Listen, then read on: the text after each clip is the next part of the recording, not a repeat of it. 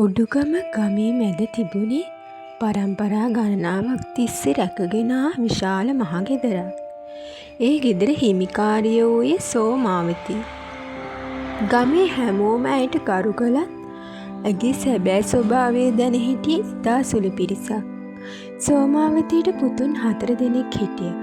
වැඩිමහල් පුතුන් තිදෙනා විවාහ වී සිටියත් ඔවුන් නිතරම මහගෙදරට පැමිණ මවගේ වචනයම නීතියක් ලෙස පිළිගත්තා. මව කියන කිසිවක් ඔවුන් ප්‍රශ්න කළේ නෑ. බාලම පුතා වූ නිමල් පවුලේ හැමෝගේම ආදරණීය වුණා. සෝමාවතීගේ ඇස්වලට ඔහු තාමත් කුඩා දරුවෙක්. ඔහු විවාහ වීමට යන බව ඇසූදා සිටම ඇගේ හිතේ අමුතු බියක් ඇති වුණා.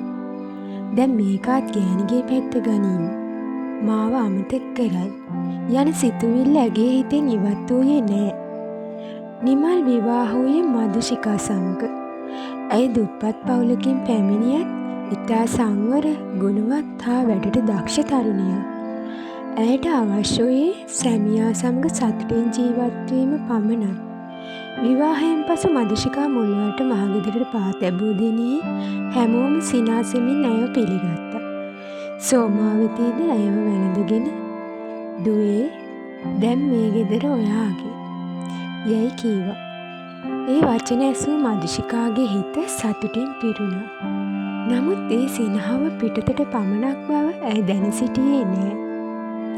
පළමු දින කිහිපය සංසුන්ව ගෙවී ගියා. නිමල් රැකියාවට ගිය පසු සෝමාවතීගේ මුහුණ වෙනස් වුණා. "මෙහෙනවා" මදුෂිකා බියෙන් ළඟට ගියා. "අද ඉඳන් මේ ගෙදර වැඩ ඔක්කොම ඔයාගේ. මට කම්මැලි.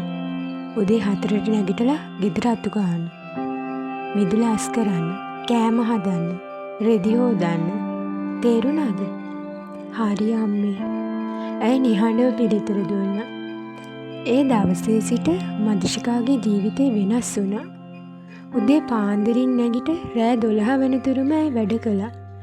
එහෙත් සෝමාවතීට ඒ කිසිවක් ප්‍රමාණවත් වුණේ නෑ. අතු ගාලා නැහැ. කෑමට ලුණු වැඩි. වතුර හරියට පුරවලා නැහැ. හැම දෙයකටම දොස් පමණයි. එක් උදෑසනක නිමල් ආහාරය ගනිමින් සිටියදී සෝමාවතී හදිස්සියෙම කීවා, "පුතේ, මේ දුවට තව ටිකක් වැඩි ඉගෙන ගන්න වෙනවා." මදුෂිකා නිහඬව බලා සිටියා.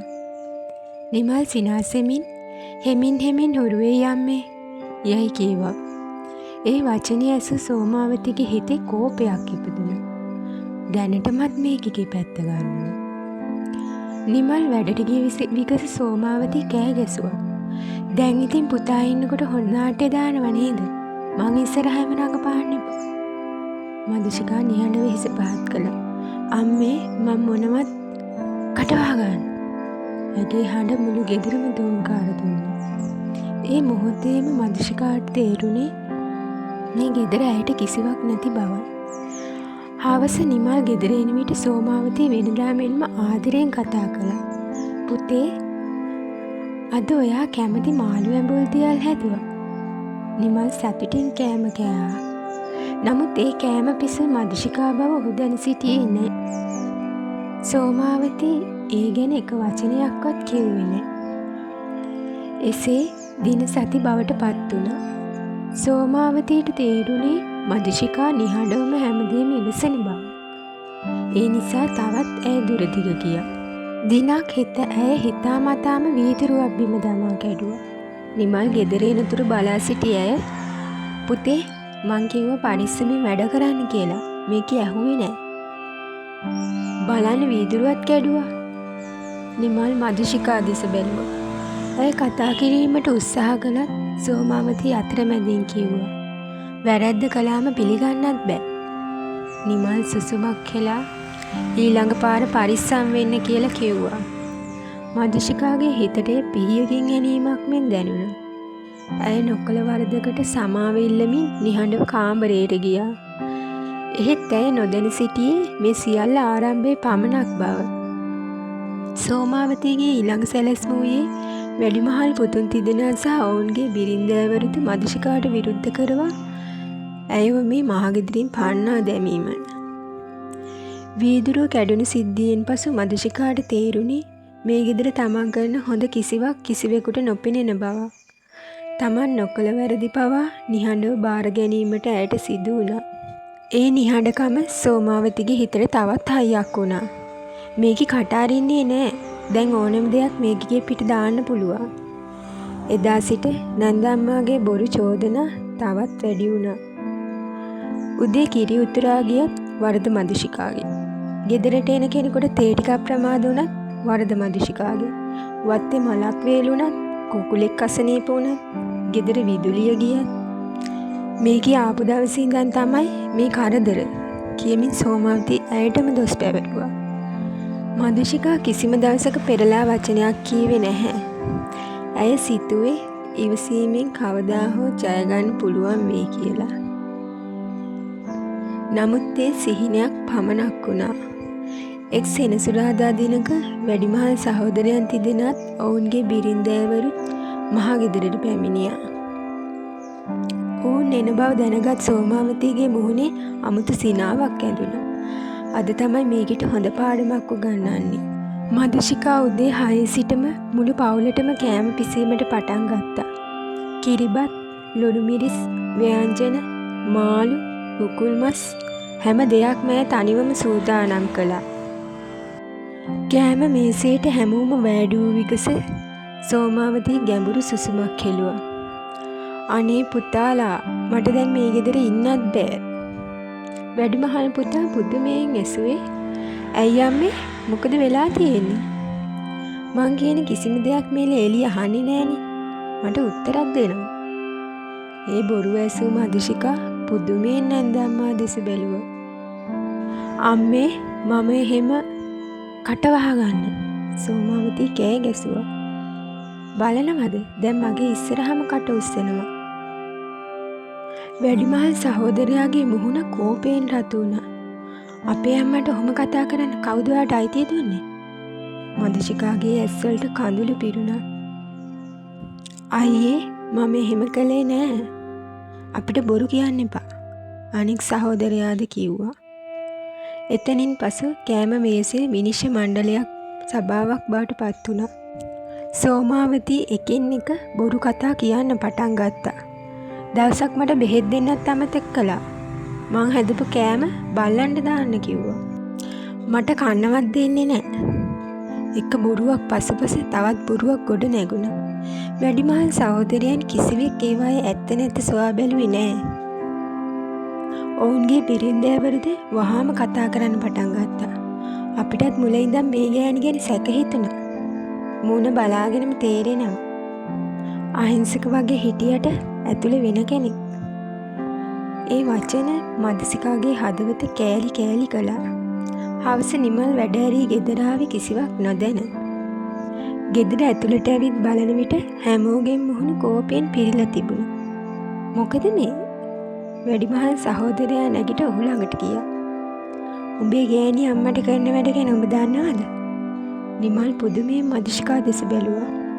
සෝමාවති වහාම අඬන්න පටන් ගත්තා. පුතේ, මම මේ වයසට විඳින දුක ඔයා දන්නේ නෑ. නිමල් අම්මා අසලින් වාඩි වුණා. මොකද උනේ අම්මේ? මට ගරු කරන්නේ. මං කියන දේ අහන්නේ නෑ. මේ ගෙදරින් මාව එලවන්න හදනවා. නිමල්ගේ හිත කලබල වුණා. මදුෂිකා කතා කිරීමට උත්සාහ කළා. නිමල්, මට එක වචනයක් කියන්න දෙන්න. නමුත් වැඩිමහල් සහෝදරයා ඇයට කෑ ගැසුවා. අපේ අම්මා බොරු කියනවා කියලාද කියන්නේ? මදුෂිකා නිහඬ වුණා. ඇයට තේරුණේ මේ ගෙදර කිසිවෙක් තමන්ගේ හඬ අහන්න සූදානම් නැති බව. ඒ රාත්‍රියේ සෝමාවති රහසින් තම වැඩිමහල් පුතුන් සමග කතා කළා. මේකි මේ ගෙදර හිටියොත් තව ටික කාලෙකින් නිමලුත් අපෙන් ඈත් වෙනවා. වැඩිමහල් පුතා තදින් කීවේ, අම්මා බය වෙන්න එපා. අපි ඉන්නකම් ඒක වෙන්න දෙන්නේ නෑ. අපි මේකව මේ ගෙදරින් යවමු. සෝමාවතිගේ මුහුණේ හොර සිනහවක් ඇඳුණා. ඇය බලාපොරොත්තු වූ දේ සිදු වෙමින් තිබුණා. ඒ අතර මදුෂිකා තම කාමරයේ තනිවම අඬමින් සිටියා. තමන් කිසිම වරදක් නොකළත් හැමෝම තමන්ට වෛර කරන්නේ ඇයිදයි ඇයට තේරුම් ගත නොහැකි වුණා. ඇයට නොදැනී ඇයව මහගෙදරින් පන්නා දැමීමේ තීරණය මේ වන විටත් සූදානම් වෙමින් තිබුණා. ඊළඟ දින උදෑසනම සෝමාවතී වෙනදාටත් වඩා ඉක්මනින් අවදි වුණා. ඇගේ සිතේ තිබුණ එකම අදහසක්. මේ ගෑණිව මේ ගෙදරින් පන්නන්නේ කොහොමද? මදුෂිකා සුපුරුදු පරිදි උදේ 4ට නැගිටලා ගෙදර අතු ගාලා මිදුළු පිරිසිදු කරලා කුස්සියට ගිහිල්ලා මුළු පවුලටම උදේ ආහාරය පිළියෙල කරා. ඇය වැඩ කරමින් සිටියේදී සෝමාවතී කුස්සියට පැමිණ කෝපයෙන් බලාගෙන සිටියා. තාමත් ඒක හදලා නැද්ද? අම්මේ දැන් හදනවා. ඔයාට කරන වැඩක් වෙලාවට කරන්න බෑ. ඇයි ඒක හදලා කෝපෙට වත් කරා. සෝමාවතී හිතාමතාම කෝපය අතින් බිම දැම්මා. කෝපේ කෑලි වලට කැඩිලා ගියා. අයියෝ මේකි මගේ අතට දුන්නේ උණු වතුර. අතත් පිච්චුණා. මදුෂිකා පුදුමයෙන් බලා සිටියා. අම්මේ කෝපය ඔබම කටවහ ගන්න. ඒ හඬ ඇසි ගෙදර සිටි වැඩිමහල් සහෝදරයන් දුවගෙන ආවා. මොකද අම්මේ? බලන්නකෝ මාවත් නැති කරන්න හදනවා. වැඩිමහල් සහෝදරයා මදුෂිකා දිහා කෝපයෙන් බැලුවා. මේ තරම් නරක හිතින් ඉන්නවා කියලා අපි හිතුවේ නෑ. මදුෂිකා කඳුළු පිරි දැසින් අයියේ මම මුකුත් කළේ නෑ. යයි පැවසුවත් කිසිවෙක් ඇයව විශ්වාස කළේ නෑ. එදා දවසේ දහවල් සෝමාවතී තවත් බොරුවක් ගෙතුවා. ඇය තමන්ගේ රන්මාලය ගලවා ඇඳුම් අල්මාරිය යට සඟවා තිබ්බා. පැයකට පසු මුළු ගෙදරම දෙදුරුම් කෑවා.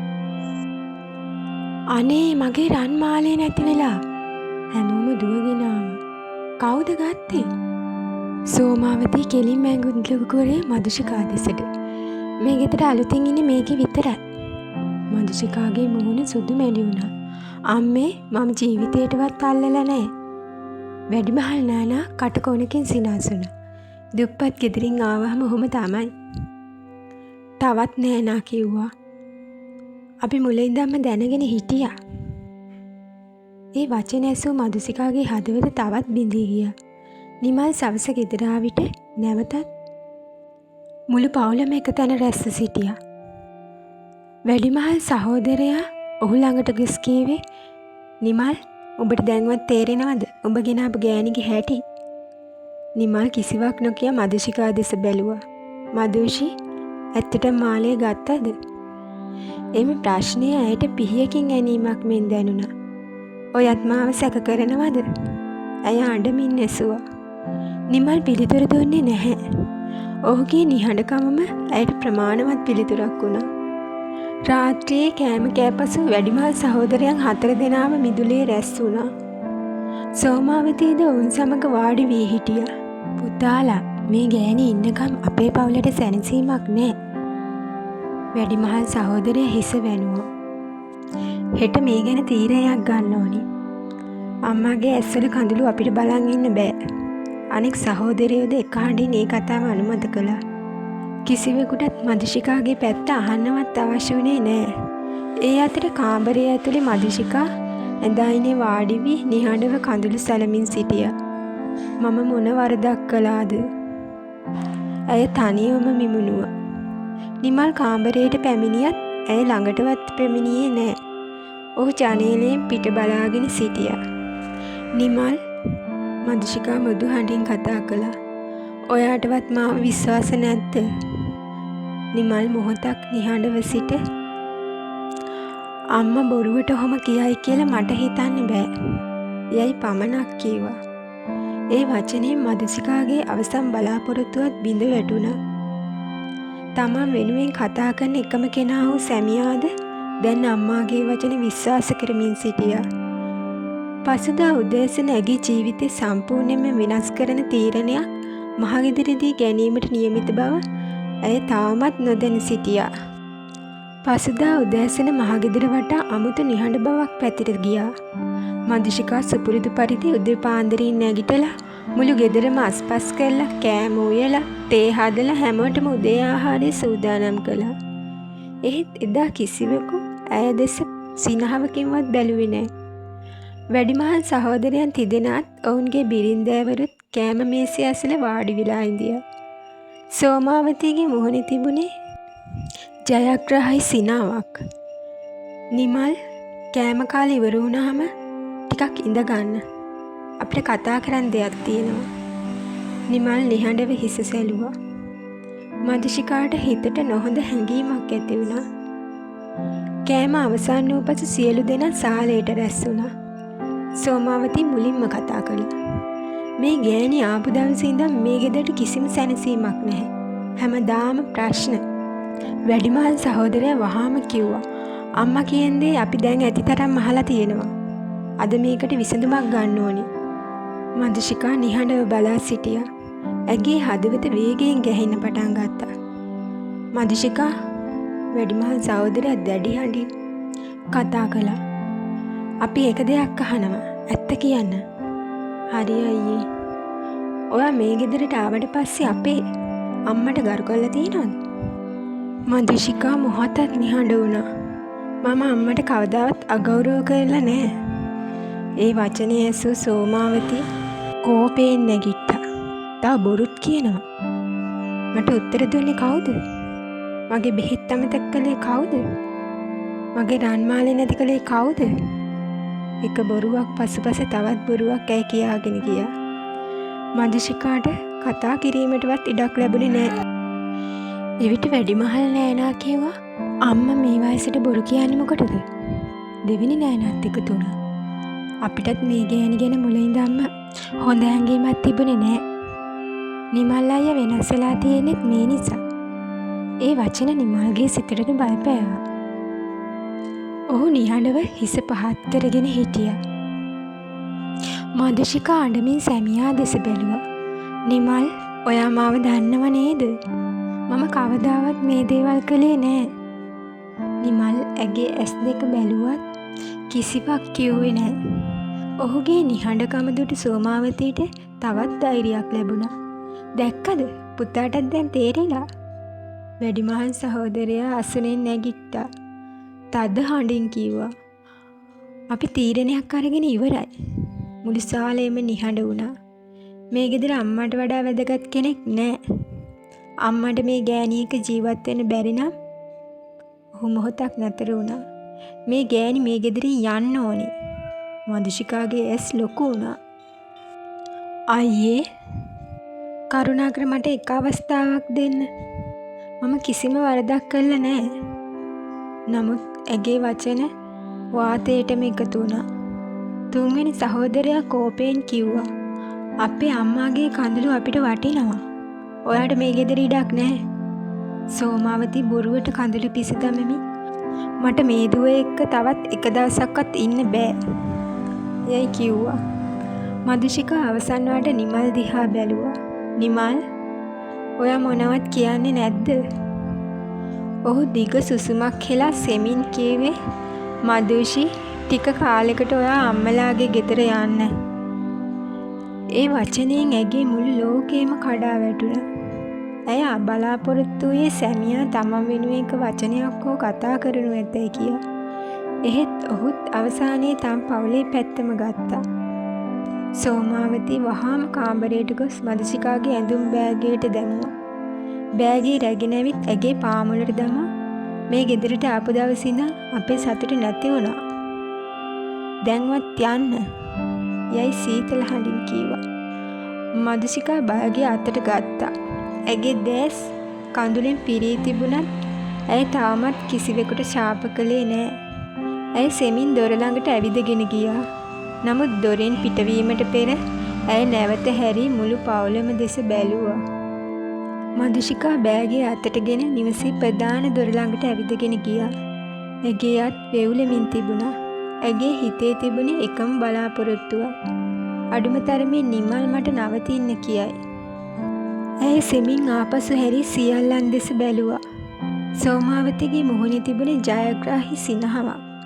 වැඩිමහල් සහෝදරයන්ගේ මුහුණවල කෝපය මිස අනුකම්පාවක් තිබුණේ නැහැ. ඔවුන්ගේ බිරින්දෑවරුද කෙළවරකට වී බලාගෙන සිටියා. නිමල් පමණක් බිම බලාගෙන සිටියා. ඔහුගේ ඇස්වලත් වේදනාවක් තිබුණත් ඒ වේදනාවට වඩා අම්මාගේ වචන ඔහුගේ සිත පාලනය කර තිබුණා. මදුෂිකාගේ ඇස්වලින් කඳුළු බිඳු දෙකක් කාම්බුල් දිගේ ගලාගෙන ගියා. මම යන්නම්. ඇය ඉතා සෙමින් කිව්වා. ඒත් යන්න කලින් එක දෙයක් කියන්නම්. මුළු නිවසම නිහඬ වුණා. මම මේ ගෙදරට ආපු දවසින්දා මේ පවුලට ආදරය කළා. අම්මාටත් මගේ අම්මා වගේ සැලකුවා. අයියලාට ගරු කරා. නෑනලාටත් නංගිලා වගේ ආදරය කළා. ඒත් මට ලැබුණේ බොරු චෝදනා, අපහාස, සැකේ විතරයි. වැඩිමහල් සහෝදරයා වහාම කෑ ගැහුවා. දැන්වත් නාට්‍ය නවත්තලා යනවා. දෙවෙනි සහෝදරයා දෙක තුන අපේ අම්මා අඬවපු කෙනෙක් ගැන අපිට දුකක් නෑ. සෝමාවතී සීතල හඬින් කිව්වා. තවත් ප්‍රමාද වෙන්න එපා. මේ ගෙදර දොර ඔයාට වැහිලා තියෙන්නේ. මදුෂිකා අවසාන වරට නිමල් දිහා බැලුවා. නිමල්, මම යන්නම ඕනිද? නිමල්ගේ දෙතෝ සෙලවුණත් වචන පිට වුණේ නැහැ. ඔහුගේ නිහඬකමම ඇයට අවසන් පිළිතුර වුණා. ඇය හිස පහත් කරගෙන දොරෙන් එළියට බැස්සා. දොර පියන් වැසෙන හැඬ මුළු මහ ගෙදරම දෝංකාර දුන්නා. එම හඬත් සමග ඇයගේ විවාහ ජීවිතයේ ලස්සන බලාපොරොත්තුද අවසන් වුණා. මදුෂිකා පාර දිගේ තනියම ඇවිදගෙන ගියා. ඇයට යන්න තැනක්වත් හරියට තිබ්බේ නෑ. කඳුළු පිසගනිමින් ඇය එක්වරක් පමණක් ආපසු හැරී මහගෙදර දිහා බැලුවා.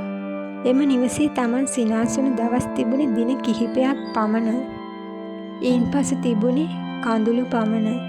නිවස ඇතුලේ සෝමාවතී දිගු හුස්මක් හෙළුවා. දැන් තමයි මට නිදහස.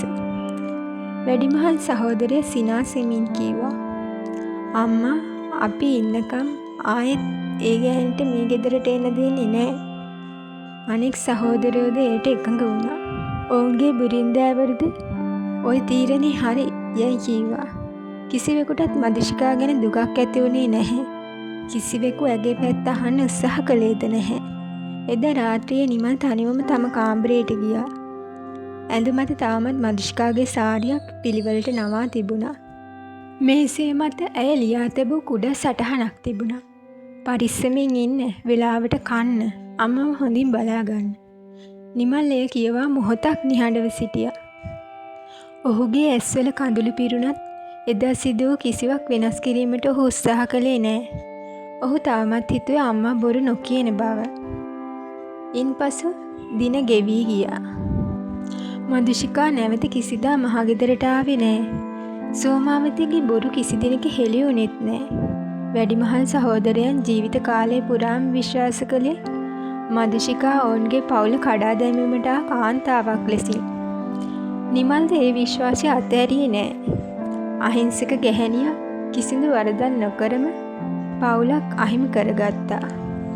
සමහර වෙලාවට ඇත්ත පරාජය වෙන්නේ බොරුව බලවත් නිසා නෙවෙයි, ඇත්ත වෙනුවෙන් කතා කරන්න කෙනෙක් නැති නිසා. මදුෂිකා මහගෙදරින් පිටව ගිය දවසේ සිට ඒ නිවසේ දොර ඇය වෙනුවෙන් සදහටම වැහිලා ගියා. දින ගෙවුණා, සති ගෙවුණා, මාස ගෙවුණා. එහෙත් කිසිම දවසක සෝමාවතී තමන් කළ දේ ගැන පසිතැවිලි වුණේ නැහැ.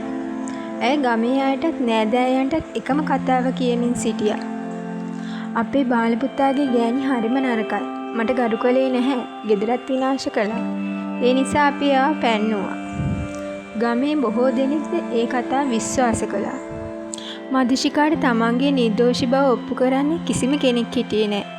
වැඩිමහල් සහෝදරයන් තිදෙනා තම මවගේ කතාවම ඇත්ත ලෙස පිළිගත්තා. ඔවුන් නිතරම නිමල්ටත් එකම දේ කිව්වා. උඹ තවම තරුණයි. ඒ ගෑණි ගැන හිතන්න එපා. අම්මා කියපු දේ තමයි ඇත්ත. නිමල් නිහඬව හිස වැනුවා. ඔහුගේ හිතේ මදුෂිකා ගැන මතකයන් තිබුණත් ඒවාට වඩා මාගේ වචන බර වැඩි වුණා. මදුෂිකා තම දෙමව්පියන්ගේ කුඩා නිවසට ගියා. ඇය එහි හිටියේ හුදකලාව. ඇගේ අම්මා දිනක් ඇහුවා, "දුවේ, ඇත්තටම මොකද වුනේ?" මදුෂිකා මද සිනහවක් පාමින් කිව්වා, "අම්මේ, සමහර ප්‍රශ්න වලට උත්තර දීලා වැඩක් නෑ. කෙනෙක් කලින්ම තීරණයක් අරගෙන ඉන්නවා නම් ඇත්ත කියලා ඒ හිත වෙනස් කරන්න බෑ." ඇගේ අම්මා කඳුළු සැලමින් දුව වැළඳගත්තා. මහගෙදරදී නම් හැමෝම සතුටින් හිටිනවා වගේ පෙවුණා. සෝමාවතීට දැන් Tamanට විරුද්ධව කතා කරන්න ලේලියක් නෑ. වැඩිමහල් සහෝදරයෝ නිතරම ඇවිත් අම්මා අපි හරි තීරණයක් ගත්තේ යැයි කියමින් ඇය සතුටු කළා. නෑනලාද ඒ ගෑණි ආයෙත් මේ ගෙදරට එන්න දෙන්න එපා. යැයි නිතරම කියන්නට වුණා. සෝමාවති ඒ වචන අසා සතුටින් සිනාසුණා. කාලේ ගෙවී ගියත් නිමල් මදුෂිකා සොයා ගියේ නැහැ. දුරකථනයෙන්වත් කතා කළේ නැහැ. ඔහු හිතුවේ අම්මා කියන දේ වැරදි වෙන්න බෑ කියලා. මදුෂිකාද එදායින් පස්සේ නැවත කිසිදා ඒ මහගෙදර දෙස බැලුවේ නැහැ. ඇගේ ජීවිතයෙන් ඒ නිවස සදහටම මැකිලා ගියා. වසරකට පසු ගමේ කෙනෙක් මදුෂිකා ගැන කතා කළ විටද සෝමාවතී කීවේ එකම දේ. ඒ ගෑණි ගැන කතා කරන්නවත් එපා. අපේ පවුල විනාශ කරන්න ආපු කෙනෙක්. ඒ කතාව අසා සිටි වැඩිමහල් සහෝදරයන් තිදෙනාද එකවරම හිස සැලුවා. ඔවුන්ගේ සිත්වල කිසිම සැකයක් ඇති වුණේ නැහැ. ඔවුන් ජීවිත කාලය පුරාම තම මවගේ බොරුව ඇත්තක් ලෙසම විශ්වාස කළා. මදුෂිකාට අහිමි වුණේ සැමියා පමණක් නොවේ. ඇයට අහිමි වුණේ විශ්වාසය, ආදරේ, පවුල සහ තමන්ගේ අනාගතය. ඇය කිසිදු වරදක් නොකළත් වැරදිකාරිය බවට පත් කරනු ලැබුවා. තමන් වෙනුවෙන් එකම වචනයක්වත් කතා කිරීමට කෙනෙක් නොසිටි නිසා ඇගේ නිහඬකමම ඇයට දඬුවමක් වුණා. මහගෙදර දොරකඩින් එදා කඳුළු පිරිදෑසින් පිටව ගියේ ඒ අහිංසක ලේලිය නැවත කිසිදා එම නිවසට පැමිණියේ නැහැ. ඇය නික්ම ගියේ බෑගයක් පමණක් රැගෙන නොවේ. ඇගේ බිඳුණු හීන, බිඳුණු විශ්වාසය සහ බිඳුණු ජීවිතයේද ඇය සමගම ගියා. එහෙත් ඒ මහගෙදර සිටි කිසිවෙකුට ඒ ගැන පසුතැවිල්ලක් ඇති වුණේ නැහැ. ඔවුන් සියලු දෙනාම අවසානයේ දක්වාම විශ්වාස කළේ අම්මා කවදාවත් බොරු කියන්නේ නැහැ කියලා. ඒ නිසාම අහිංසක ලේලියා කිසිදු වරදක් නොකර තම ජීවිතයේ ලොකුම දඬුවම විඳිමින් සදහටම මහගෙදරින් ඈත් වුණා.